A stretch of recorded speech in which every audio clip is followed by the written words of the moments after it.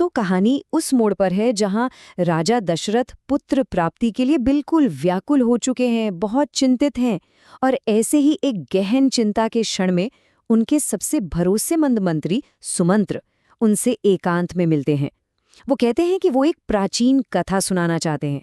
सोचिए, एक ऐसी कहानी जो शायद उनके पूरे वंश की नियति ही बदल दे। तो सुमंत्र जो हैं वो राजा दशरथ को एक बहुत पुरानी भविष्यवाणी के बारे में बताना शुरू करते हैं। ये वो भविष्यवाणी थी जो उन्होंने बहुत बहुत समय पहले दिव्य ऋषि सनत कुमार से सुनी थी। और देखिए, ये कोई आम कहानी नहीं थी, ये तो खास तौर पर राजा दशरथ के ही भविष्य के लिए कही गई थी। सुमंत्र सीधे ऋषि सनत कुमार के शब्द ही दोहराते हैं। वो कहते हैं, सनत कुमारो भगवान पूर्वम कथितवान कथाम ऋषीणाम सन्निधो राजन तव पुत्रागमम प्रति। इसका मतलब ये हुआ कि हे राजन, भगवान सनत कुमार ने बहुत पहले ऋषियों के बीच में आपके पुत्रों के जन्म के बारे में ये कथा कही थी। ये शब्द सीधे राजा दशरथ की सबसे बड़ी इच्छा, सबसे बड़ी चिंता पर जाकर लगे हों। तो मतलब ये हुआ कि दशरथ की जो सारी निराशा थी, उसका जवाब अतीत की किसी भूली बिसरी भविष्यवाणी में छिपा था। लेकिन सवाल ये है कि आखिर वो भविष्यवाणी थी क्या, और उसे पूरा कौन करने वाला था? उसकी चाबी किसके हाथ में थी? और यहीं पर सुमंत्र उस कहानी के सबसे अहम किरदार को सामने लाते हैं। एक बड़े ही अनोखे ऋषि जिनका नाम था ऋष्यशृंग। आप कह सकते हैं कि पूरी भविष्यवाणी की जो धुरी थी ना, वो यही थे। तो ये ऋष्यशृंग कौन थे? ये थे महान ऋषि विभंडक के पुत्र, और इनकी परवरिश बिल्कुल असाधारण थी। जैसा कि श्लोक 1.93 और 1.94 में बताया गया है, इनका पूरा जीवन जंगल में ही बीता। बाहरी दुनिया के बारे में इन्हें कुछ भी नहीं पता था। बस अपने पिता की सेवा और अपने पवित्र कर्तव्य और कठोर ब्रह्मचर्य का पालन, बस यही इनकी दुनिया थी।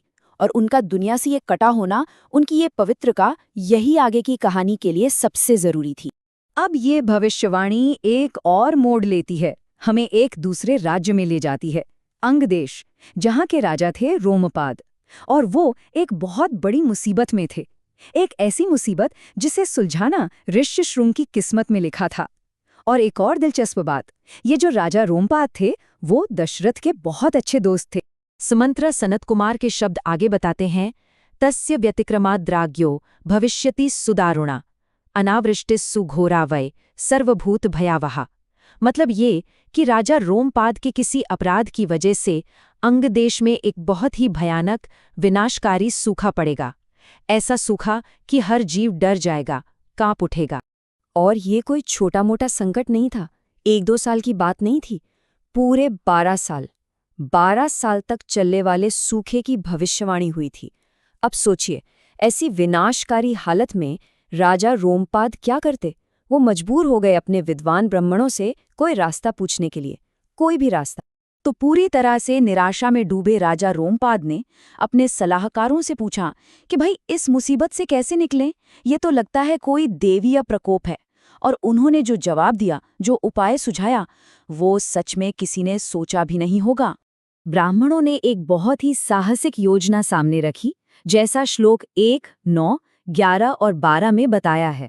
उन्होंने कहा, आप बस किसी भी तरह, जैसे भी हो सके, ऋषि विभंडक के बेटे ऋष्यशृंग को यहाँ ले आइए और फिर अपनी बेटी शांता का विवाह उनसे करवा दीजिए। और यहीं पर कहानी में एक और गहरा राज खुलता है। ये जो शांता थी, वो असल में दशरथ की ही बेटी थी, जिन्हें उन्होंने अपने दोस्त रोमपाद को गोद दे दिया था। देखिए कैसे सारे तार जुड़ रहे हैं।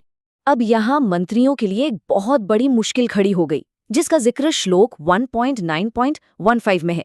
एक तरफ तो राजा का हुक्म था कि ऋषि को लाओ, सूखा खत्म करो, और दूसरी तरफ ऋषि विभंडक का डर। वो इतने तेजस्वी ऋषि थे कि उनके श्राप से कोई भी भस्म हो सकता था। कौन पंगा लेना चाहेगा उन? तो काफी सोच विचार के बाद मंत्रियों ने राजा को भरोसा दिलाया।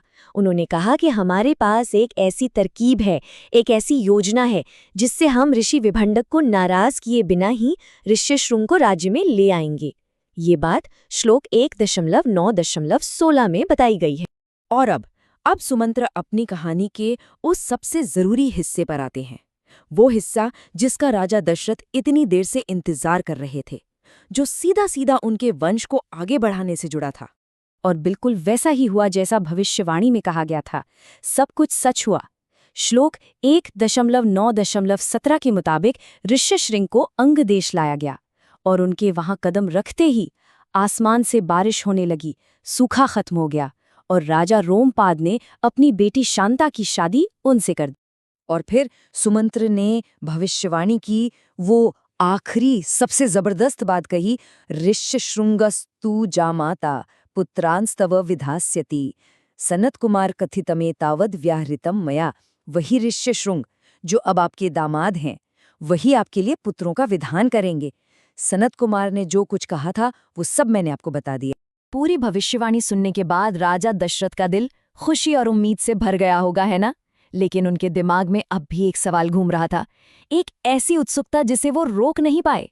तो दशरथ ने वही पूछा जो श्लोक 1.9.19 में है। ये बताइए कि ऋष्यशृंग, जो दुनिया के बारे में कुछ भी नहीं जानते थे, उन्हें आखिर उनके पिता के आश्रम से बाहर निकाला कैसे गया?